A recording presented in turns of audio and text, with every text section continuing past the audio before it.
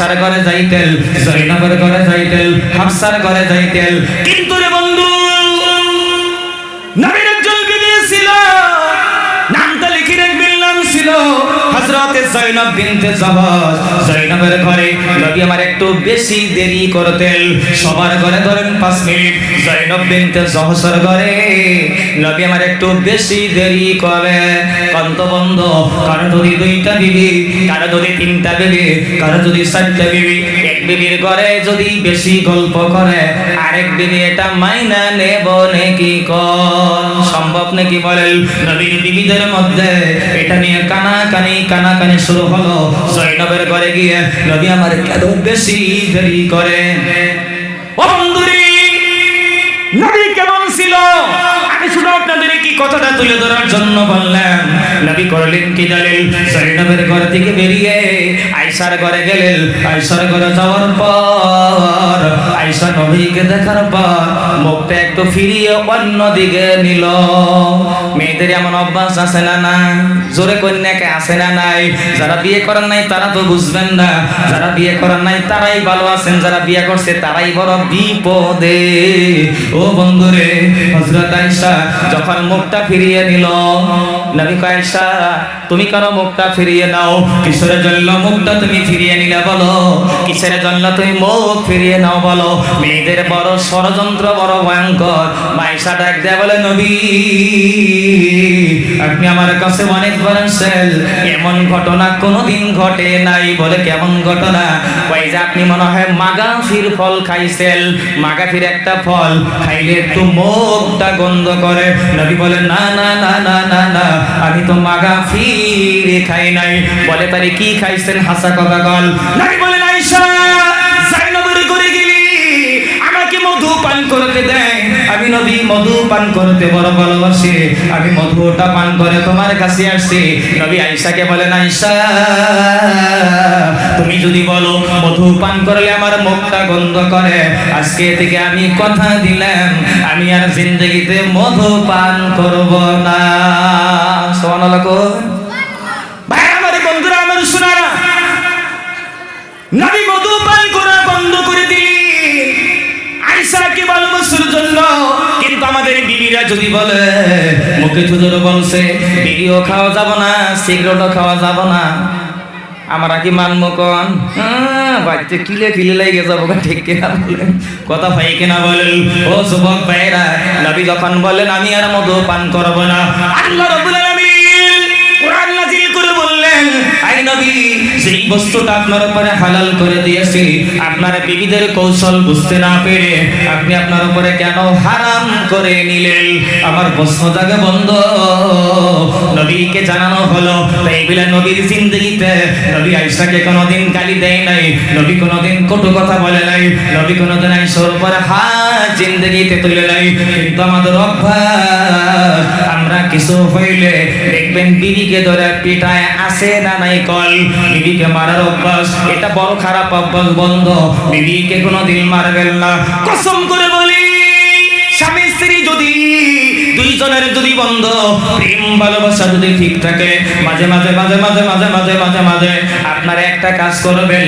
আপনার ছেলেটা মাধ্যমিক পরীক্ষা দিবে, আপনার বন্ধুগণ কোনো কবিরাজের কাছে গিয়ে, কোনো আল্লাহওয়ালার কাছে গিয়ে দোয়া চাওয়ার দরকার নাই, তাবিজ আনার দরকার নাই। ভালো করে হাই সেকেন্ডারিতে পরীক্ষা দিবে। আমি আপনাদেরকে একটা আমলের কথা বলে দিয়ে যাই, কসম করে বলি, স্বামী স্ত্রী দুইজন মিলে মহব্বতের সাথে যদি বন্ধ যাই নামাজটা বিছিয়ে দিয়ে 2 রাকাত নফল নামাজটা আদায় করে, স্বামী স্ত্রী দুইজন মিলে আমার আল্লাহর কাছে হাত তুলে যদি আপনি যদি কান্না করেন, আপনার দোয়াটা আমার আল্লাহ কবুল মঞ্জুর করে নেবে। সুবহানাল্লাহ কল। কেন না বন্ধুরে, মায়ের দোয়া আল্লাহ জিন্দেগিতে ফিরায় না, বাবার দোয়া আল্লাহ জিন্দেগিতে কোনোদিন ফিরায় না। এই যে ইমাম সাহেব বসে আছে বন্ধু মসজিদ নববীর কাছে, ইমাম সাহেব আমারে ডাক দিয়া বলে, ওই যে দেখেন, ওই যে দেখেন, ওই জায়গাতে বসে বসে ইমামে বুখারী রাহমাতুল্লাহ আলাইহি বুখারী শরীফটা তিনি লিখেছেন। কেমনে জানেন বন্ধু? এ বন্ধু, ইমামে বুখারী তিনি মায়ের পেট থেকে জন্ম নিল, দুইটা চোখ অন্ধ, দেখতে পারে না। মায়ের কাছে দেয়, কবিরাজের কাছে দেয়, ডাক্তারের কাছে দেয়, সবার কাছে দেয়। সবাই বলে না না না না, তোমার সন্তানটা কোনোদিন ভালো হবে না। ইমাম বুখারীর আম্মা জান বললেন কি জানেন, দুই হাত তুলে একদিন না দুই দিন না দীর্ঘ 2টা বছর তাহাজ্জুদ পড়ে আল্লাহর কাছে হাত তুলে কান্না করলো। কান্না করতে করতে করতে করতে ইমাম বুখারীর আম্মা জান একদিন স্বপ্ন তো দেখলেন, ইমাম বুখারীর কাছে নবী ইব্রাহিম আসলেন। নবী ইব্রাহিম এসে হাতটা ইমাম বুখারীর চোখের উপরে একটু বুলিয়ে দিয়ে গেলেন। সকালবেলা উঠে দেখে ইমাম বুখারীর চোখ দুটো আল্লাহ খুলে দিয়েছে। সুবহানাল্লাহ, একটু জোরে করে কল। মায়ের দোয়া নেন রে বন্ধু, মাকে জিন্দেগিতে কোনোদিন কষ্ট দিয়ে আল্লাহ হাজার যদি ব্যস্তর ভিতরে থাকেন, মা যদি আপনাকে অর্ডার করে মানতেই হবে। বুখারীতে হাদিস আছে বন্ধু, ইবনে জুরাইজ বিখ্যাত একজন ওলিয়ে কামেল নবী বুখারীতে বর্ণনা করলেন, মা বাড়িতে থাকে, ইবনে জুরাইজ জঙ্গলের ভিতরে ইবাদতখানা বানিয়ে তিনি ইবাদত করে, আল্লাহ আল্লাহ করে। মা দরজার গেটে গিয়ে ডাক দেয়, ও জুরাইজ আমার খানার খবর নাও না, আমার থাকার খবর নাও না। ইবনে জুরাইজ নামাজে দাঁড়িয়ে মনে মনে ভাবে, আমি কেমনে মায়ের ডাকে সাড়া দিব। জুরাইজের আম্মা জান ফিরে আসলো। বন্ধুগণ, ও সোনার বাইরা, ও সোনার বন্ধুগণ, সেই মাকে জমিনের মধ্যে আজকে মানুষ কষ্ট দেয় না না দেয়, আমি লম্বা দিকে যাব না বন্ধু, নামও আমি বলবো না বন্ধুগণ। আমার কাছে একজন মুরব্বী মানুষ এসে একদিন বলে, আব্দুল মুকিত, আমার বাচ্চাটা, আমার সন্তানটা দোকানে যায় প্রতি রাত্রে, আজকে 9টা মাস হলো আমাকে একটা মা বলে ডাক দেয় না। আমি রাত্রিবেলা আমার ছেলে যখন বাড়িতে আসে, আমি দরজার গেটের ভিতরে দাঁড়িয়ে থাকি, বালিশের ভিতরে মাথাটা লাগিয়ে দিয়ে আমি সন্তানের অপেক্ষায় থাকি।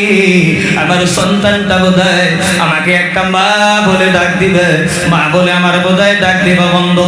ও সোনার বাইরা, ও সোনার বন্ধুগণ, এই কথা বললো আমাকে, কয়েকবার বলবা আমাকে যেন একবার মা বলে ডাক দেয়।